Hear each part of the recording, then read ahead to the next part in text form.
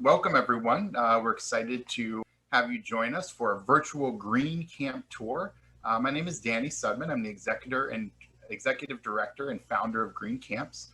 Green Camps was founded in order to support the camp community in modeling sustainability to inspire green behavior change in the campers and staff that our programs impact.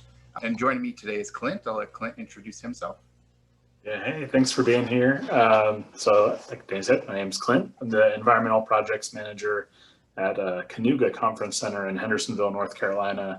And we have about 1,400 acres, and on that campus we host 2 summer camps, an outdoor school, and a traditional conference center. So we've got a lot going on, and a lot of my job is just incorporating sustainability into programming here. So yeah, I've been lucky enough to work with Danny and kind of put together ways to demonstrate what we're doing and get other people excited about it and start collaborations so that we can keep moving forward. Awesome. Yeah, and Clint, thanks again, for jumping on here. So again, Green Camps, we want to support the entire camp community in better understanding what sustainability means and what it looks like. And it can mean and look different based on a lot of different factors, where your camp is, what your priorities are, budgets and staffing and all those different things. So what we decided to do for our presentation is just to overview some ideas of what sustainability looks like from the perspective of Kanuga. Our goal is that we hope this will inspire some conversation and get folks excited to engage around the topic of sustainability, to ask, how can sustainability benefit our organization? What resources would support us in doing this? What are some simple steps that we can take to better engage our campers and staff, to reduce our resource consumption and save money, and just to benefit the environment overall? So the way the session is going to go, I got to go over to Kanuga a couple weeks ago in Hendersonville, North Carolina, and we recorded some videos. Mad props to one of our volunteers from Campfire Camps who did some video editing for us and put all the video content together, because that really ties it together nicely. And so we created 4 video segments. The first one's on modeling sustainability. The second one is solar water heating, then composting, and lastly will be gardening. Now, each of these segments alone could be days of education on how we can incorporate all these ideas into our camps. But again, this is just like a high-level overview to give you an idea, and again, hopefully inspire some conversation around that. So without further ado, we're going to go ahead and jump in. Our first section is on modeling sustainability.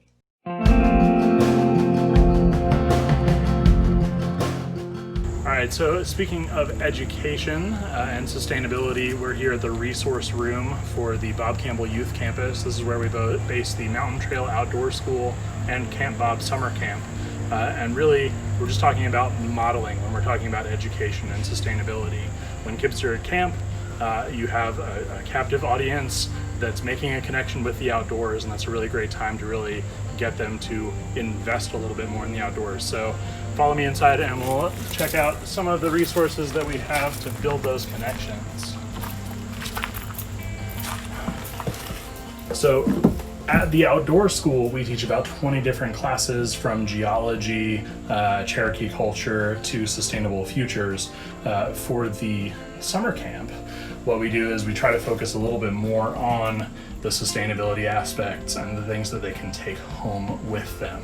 So one of the things we really like to do to drive home turning off the lights for our campers is just have them think about leaving their bathroom light on through the night, and how much energy it is to run a light. And we'll just see as a group how long we can keep this light going before we're really tired. And just making that connection that our electrical energy requires energy to make can be really humbling and enlightening.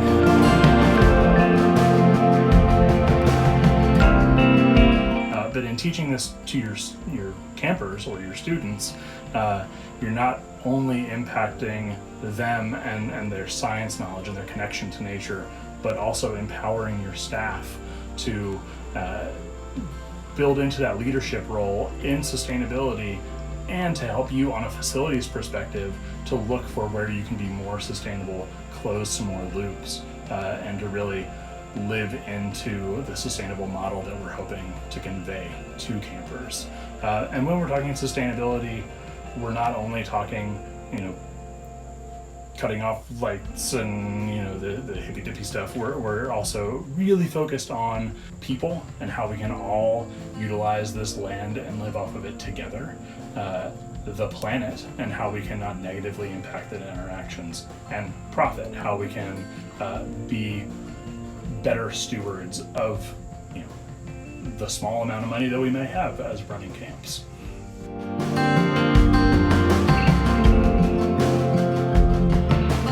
Really, I just see it as a guiding light. So one of our core values here at Kanuga is sustainability. And whenever we take a new undertaking, we look at how does it impact our workers? Will it make things easier or harder for them? Will it allow us to bring in more jobs? Will it affect the environment negatively or positively? How can we balance our energy consumption with this new project, or outflow environmental concerns, but also, is it going to bring in more than it's going to cost us for, say, a blacksmithing program that could be a pretty big footprint for not much change.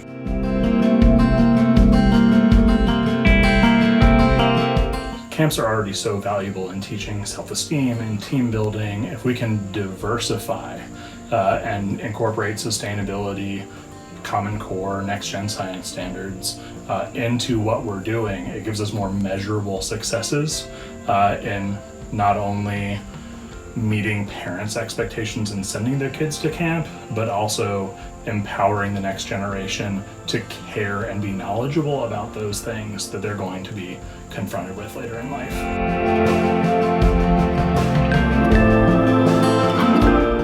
I think it's fairly intrinsic.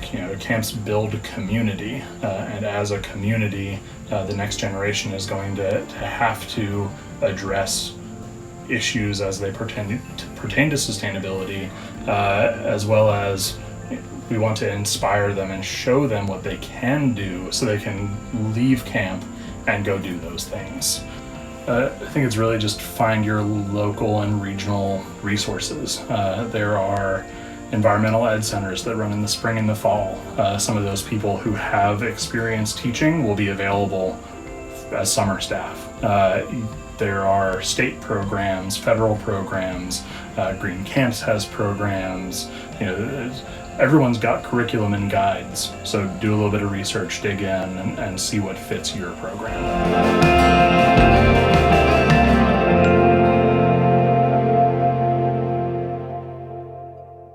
We've highlighted some points that we thought were pretty poignant from that first video session.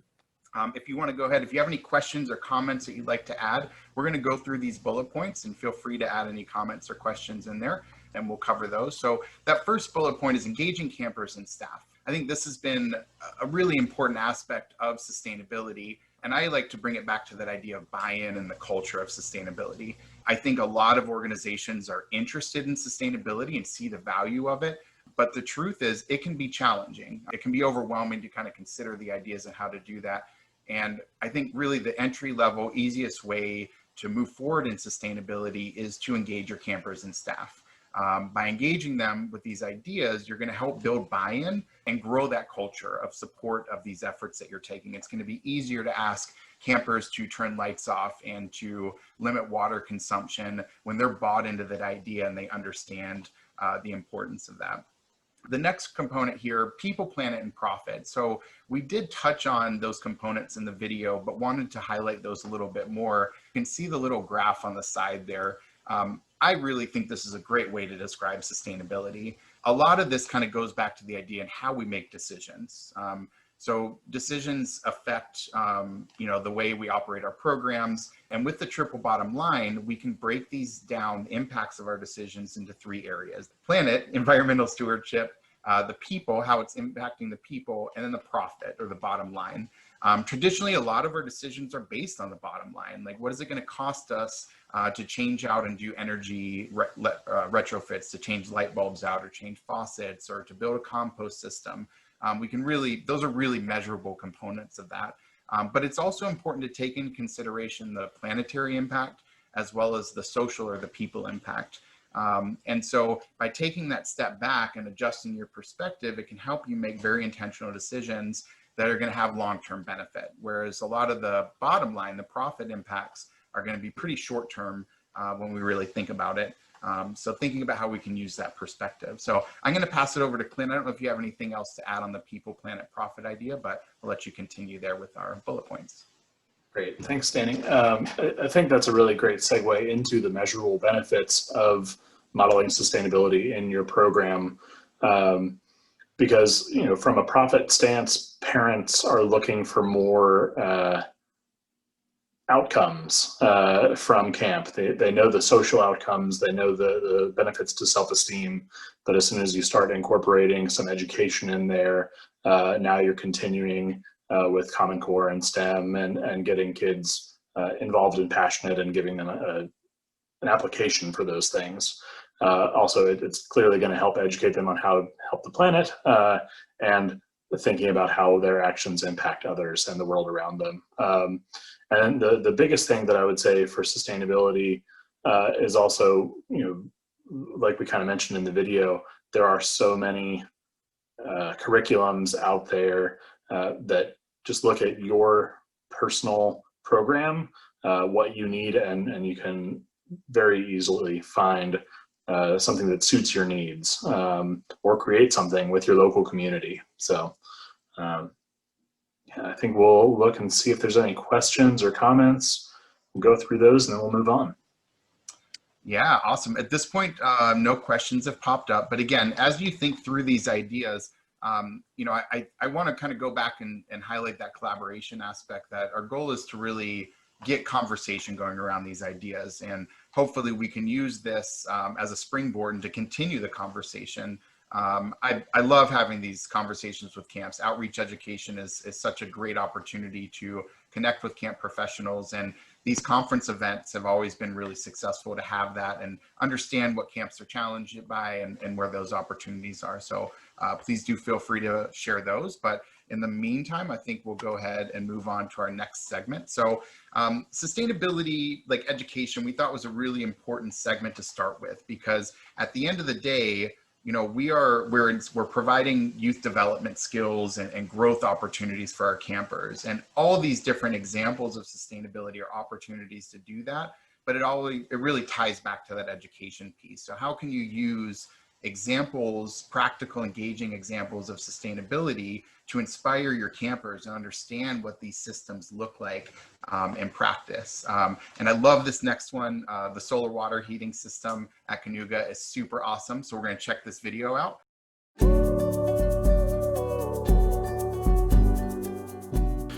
So solar water heating, we put these in about 10 years ago, and the technology was just so much farther advanced than photovoltaics were.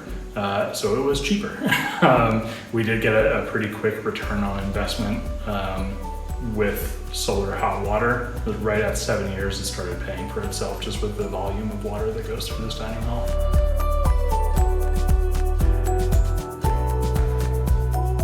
So we're a well-based system here. So the water comes out of the ground at about 55 degrees. And usually when you're using water in a residential setting, you want it to be at about 120.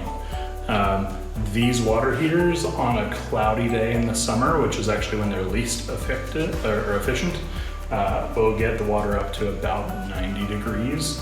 And then on a clear day in the winter, we're not using any natural gas or propane. We're actually limiting it at 120 degrees.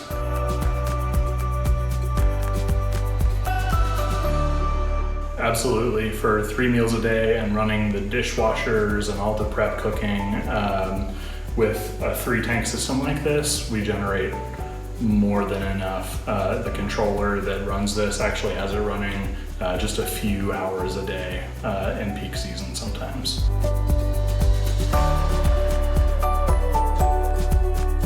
So the maintenance is fairly straightforward. There aren't a lot of moving parts with a solar hot water system. Once a year, we'll have someone come in and make sure that our glycol levels are correct, and they might recharge the system. Other than that, as long as it doesn't give us an error message, it's kind of set in on its own. I would recommend a drain back system and make sure that it's a closed loop system just for efficiency's sake, but really it's pretty minimal.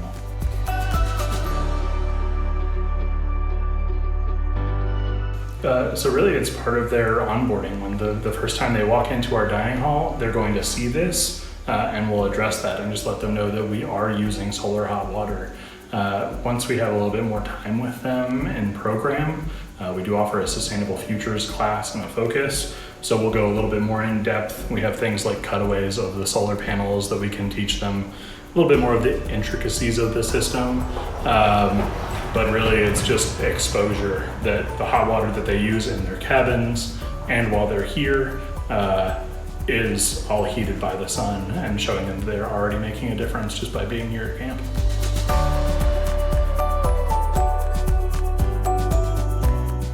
So the first thing is just going to be really look at your needs. You don't want to heat more water than you need, just like you don't want to generate more electricity than you need. And so what are your needs? What's your solar horizon? And what are some creative ways that you could pay for a system, knowing that it's going to take about 7 years to pay back?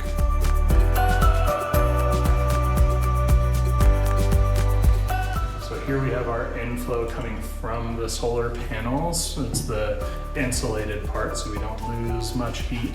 And then it's going to drop down into the big cylinders. And you'll see where it goes in, follow the red arrows, and then it winds down in a corkscrew, warming the coolest water, and then comes back out on its way to the solar collector, and it's going to run through a pump, and we have some pressure gauges, just make sure everything's running the way it should.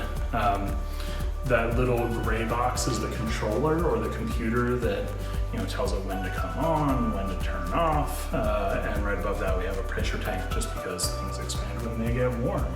Then it's on its way back to the collector and starts the whole cycle over again.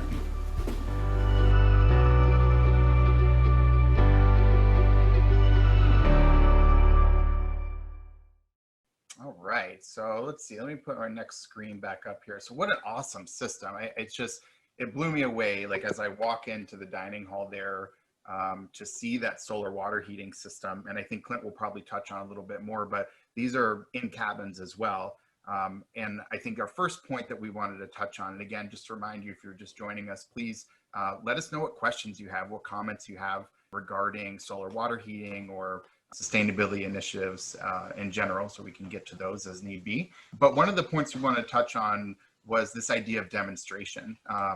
I've always been a big advocate. I know visual things are really helpful when it comes to educating and getting people excited. And probably as well, if you're trying to get funding for programs, like something that's very visual and you can kind of show the immediate impact and the value to potential funders or to executives to say, this is what we want to accomplish. It's a very visual component of it, is really valuable.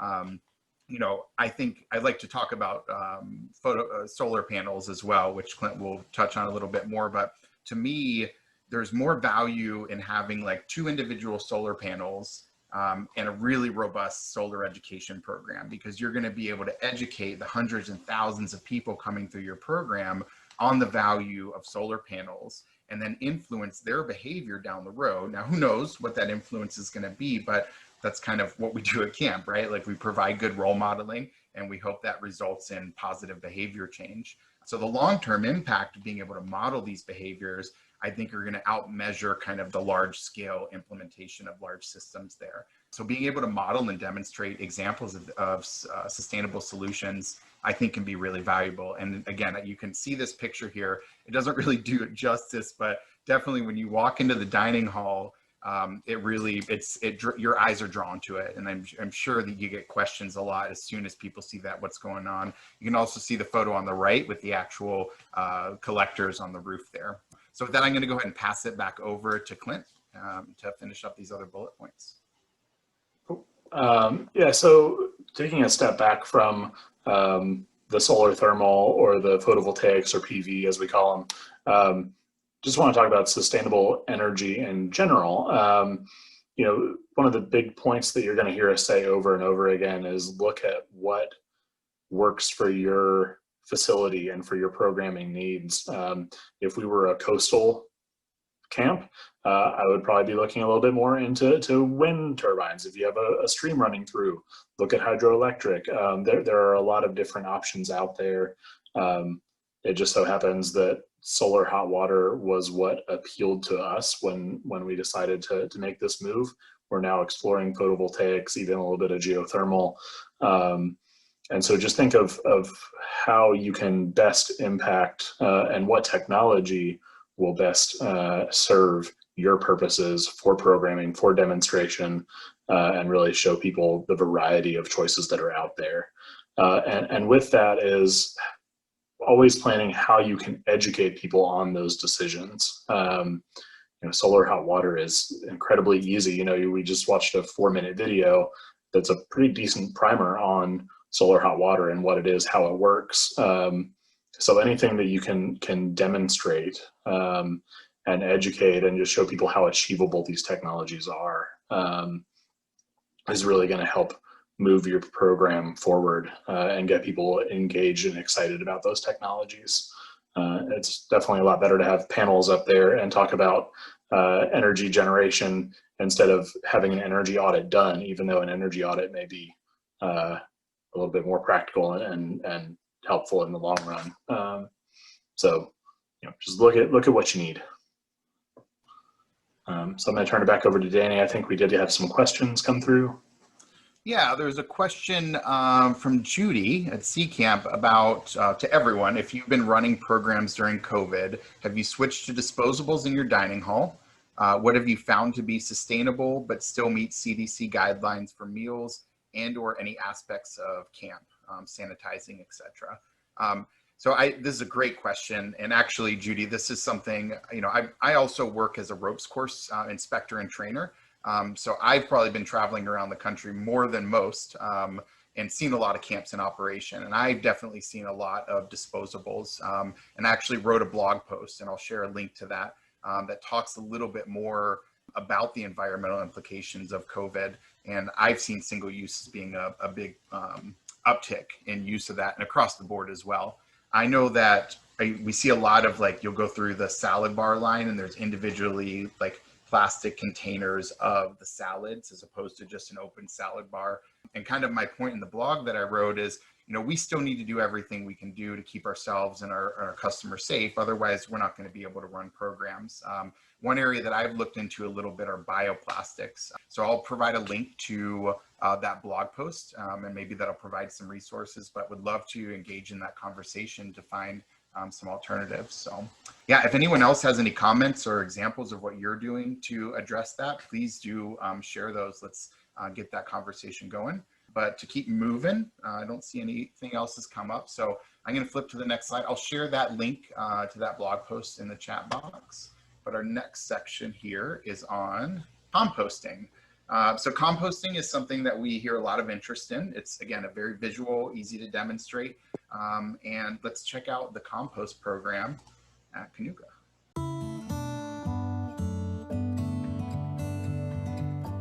We're here right behind our dining hall, and this is our small scale compost setup that we really use with the kids on a day-to-day basis. You need a few things.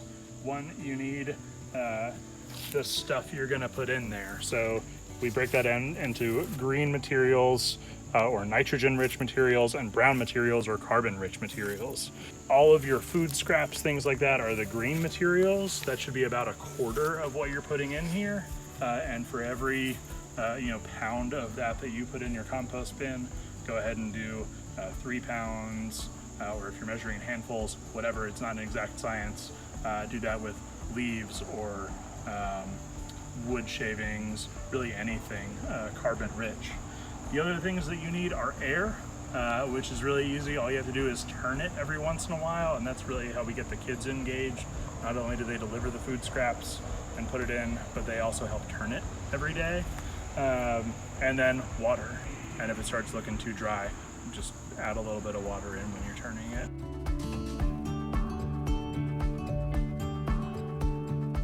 Honestly, overcoming biases, a lot of people are going to think compost is going to be smelly and it's going to have a lot of animals. The way to avoid those things is make sure that it stays dry enough. And other challenges are going to be, what do you do with all this compost once you make it? Because if you're doing this right and using all of your scraps, it can be quite a big deal. So that's where you can kind of work with your ground staff. Another challenge is getting staff buy-in. It is going to be a little bit of extra work for your kitchen staff to divide all this up. It's going to be a little bit more work for your program staff bringing it out and turning it. So just making sure that you're really touting all the benefits that are going to come from this.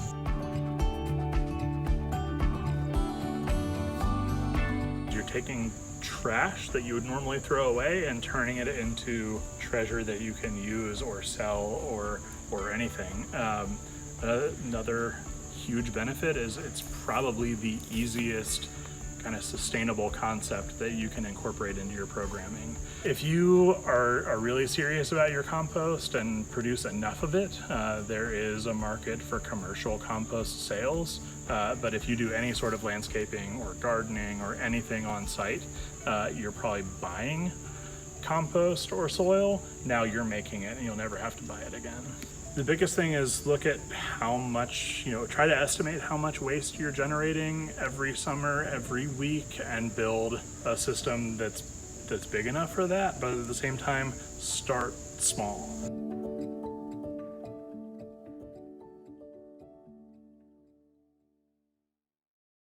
All right.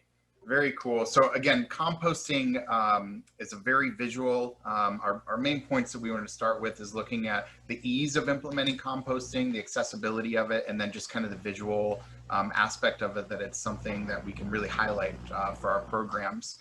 So the signage I think is really valuable, and you can see a cool example. We kind of took the screenshot from the compost system at Kanuga and put it up there. Like, simple signage can really be engaging. I really think that signage is one of the most powerful education tools, because you don't need a staff member to sit there and explain it. The learner can actually engage themselves with the information, pull the information, and make up their mind what they feel about it as a result of it, and hopefully walk away inspired to potentially implement some of those things in the future as well. So ease, accessibility, the methods of composting as well. There's a lot of ways to compost.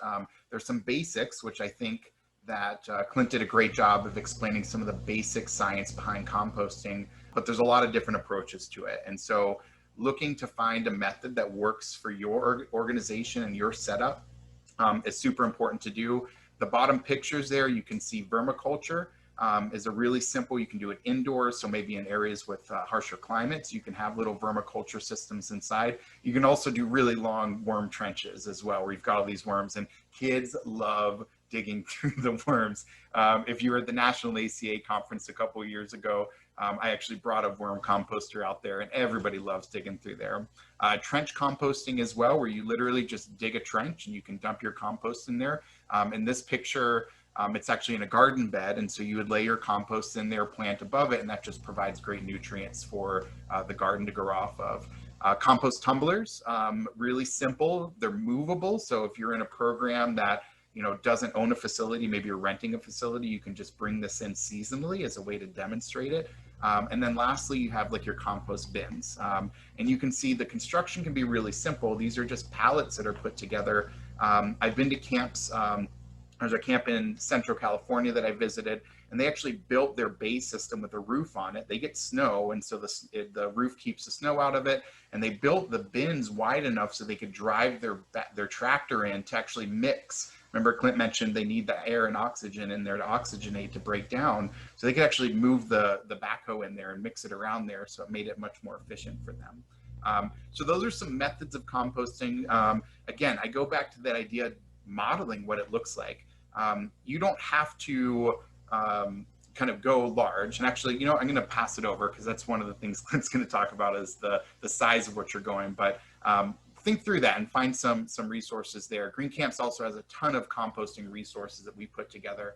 which I'll love to share as a follow-up for this. So Clint, I'll go ahead and pass it back over to you. So the pallet system that we kind of demonstrated in that video is how we started. We started really small. We had one pallet, and then we needed to add another, and then we added another. We also have a garden program, which you'll see kind of more of in the next clip. And for that, we have more of an industrial scale composting, because once you really start running a production garden, you're going to have a lot more waste coming out. And that's where, to kind of circle back to Judy's question too, there were a lot of single-use things coming out of COVID. You can't compost compostable things in a small system like a pallet system, or even the worms or the tumbler. It'll take so long to break down. But if you once you hone this in a little bit and teach yourself how the compost works and how to work with your ground staff, how to work with your program staff, and how to offer more and use more. We switched to compostable things for single use with COVID, and we're composting almost everything. Aside from the Saran wrap keeping things fresh, which just unfortunately is the reality right now. We're able to compost almost all of that. So, yeah, great questions, and just really what we're always trying to do is find solutions to the new problems that are coming up. And we know we've had enough of those new challenges in 2020. So luckily compost has been an answer for that. Did we get any questions yet? No, nothing. And I want to quickly touch on, and we've got one more segment to go through, and just being respectful of everyone's time. The COVID response, as far as the economics of things, and you mentioned kind of being able to financially benefit from composting, as well as cost reduction from energy savings from solar water heating as well. I think those are other ways to look at financial incentives behind sustainability, and being able to leverage these programs for that kind of approach there. Cool. So we're going to move on to our last segment here, which would be gardening, and we will roll film. Let's see if we can do this smoothly again.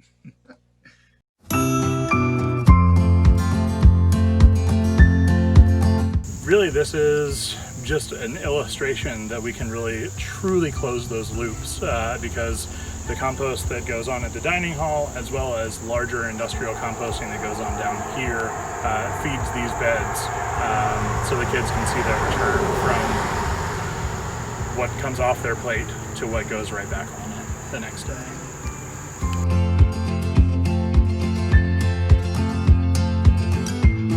So we have, for the outdoor school, we have a 3-hour-long class on sustainable gardening and beyond organic gardening.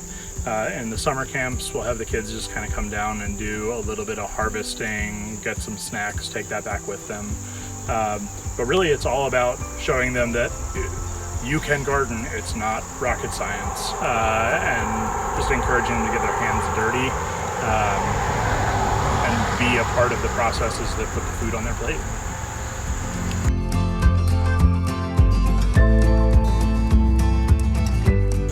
So this little garden, we're at right about an acre of land, and we produce about 1,000 pounds of food every year that go directly into our dining halls.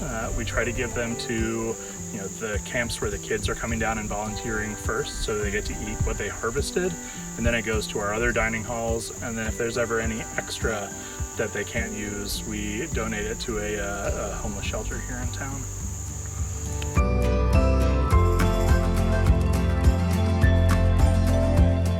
Connections is a really good word, because that's really what we're trying to instill in the garden, is that not only do we eat, but we're part of food systems.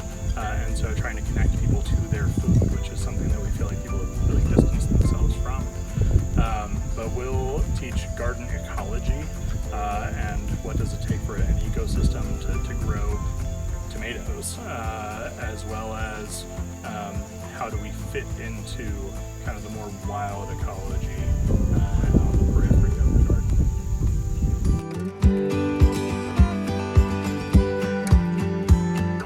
It's very very age specific. Younger kids, nursery, the youngest campers that we'll have are really great at harvesting beans and okra and kind of the bigger stuff.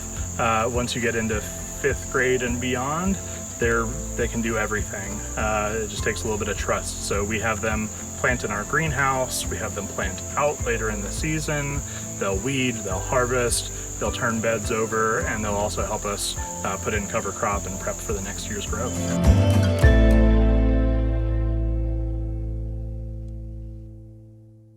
What a cool garden space. You might have noticed there was some traffic driving by, and we did a couple takes to get the sound right because some of the big trucks are coming through there. But it's so cool that the garden is located right on the main drag there, and people see it as they come by there. And what a great symbol of what you're able to do at your camp to demonstrate that. So that was great. So a couple bullet points here. Just to reiterate that start small thing. Again, you see the size and scope of the garden at Kanuga, and it's grown. It's not like it just started like that. They didn't go out and plow acres and acres of land to start a garden. You can do like garden containers. You can do like small little things. You can just plant seeds with campers. It doesn't have to be a large thing. Again, I think kind of grow at a smart rate for you to move forward. I'm going to pass it over to Clint and let him comment for a few minutes as we move into our last section here. Cool. So another reason that I'm just a really big fan of gardening, other than the fact that it kind of keeps me sane and amongst the other things that I do, is that it's such a great model of sustainability because it can be whatever you need it to be. If you have compost, you can utilize that. If you have old tires, you can utilize those. If you have, I've seen people take highway barriers and build their raised beds out of that. And so you can get just really creative, use what you have, use the space you have. Even just do a tiny herb garden outside of your dining hall.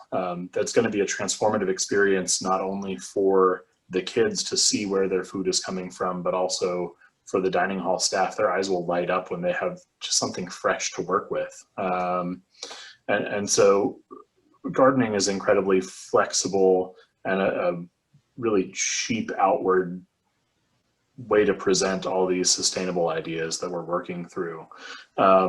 This year we weren't actually able to run camp. So in the videos where you saw everything being kind of overgrown and everything, we still ran our garden and we were able to give that food to our staff who were out of work and some of whom weren't even being paid. So that's a really great way of again, you have the space, it's flexible, you can utilize that. It's a resource that doesn't go away and isn't terribly dependent on all those outside factors.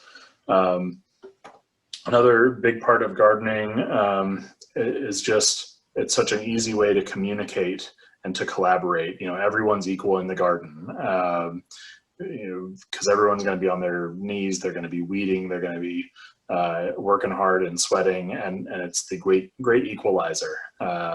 When it comes to science education, science communication, and kind of communicating those sustainable ideals that we talked so much about. Awesome.